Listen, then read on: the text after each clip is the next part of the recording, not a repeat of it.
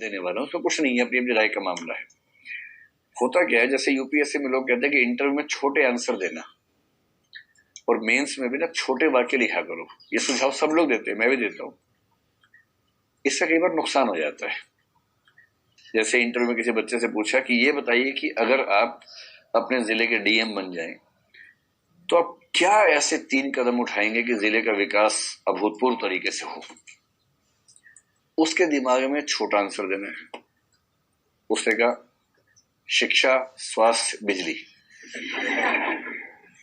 अब मेंबर्स उम्मीद कर रहे हैं कि कुछ बोलेंगे ब्रह्म मुख से अपने, ये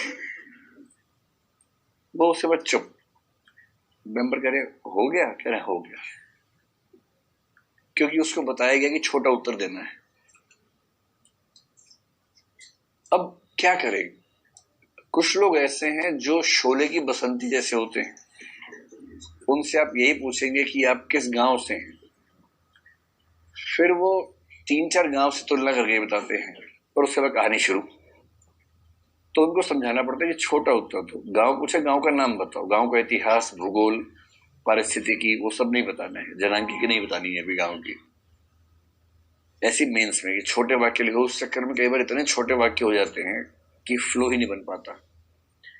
तो मैं जो कहना चाह रहा हूं, छोटे वाक्य का मतलब ये है कि जिस उत्तर के लिए जितने छोटे वाक्य से काम चल सकता है उतने छोटे वाक्य, किंतु अगर लंबा वाक्य जरूरी हो जाए तो लंबा वाक्य धूमधाम से लिखिए।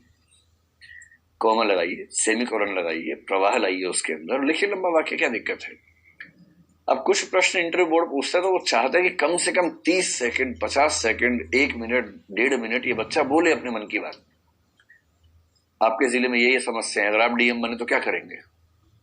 शिक्षा, बिजली, विकास। ये क्या ड्रामा है भाई, थोड़ा बोलो ना, लगे कि आपको ठीक से बात करनी आती है, समझना आता है चीजों को।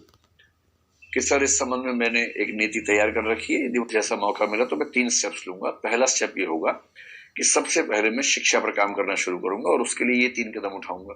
दूसरा स्टेप ये होगा कि मैं इस पर काम करूंगा और इसके लिए कुछ एनजीओ की मदद लेना चाहूंगा जिन्होंने इस क्षेत्र में अच्छा काम किया है, जैसे ये एनजीओ। ये दोनों चीजें होने के बाद तीसरा स्टेप आएगा और मेरा मानना है कि करीब 7 से 8 साल लगेंगे, लेकिन 7 से 8 साल में हम जिले की स्थिति को काफी हद तक बदल सकते हैं। और ऐसा मैं इसलिए भी कह पा रहा हूं क्योंकि मैंने कुछ केस स्टडीज पढ़ी है।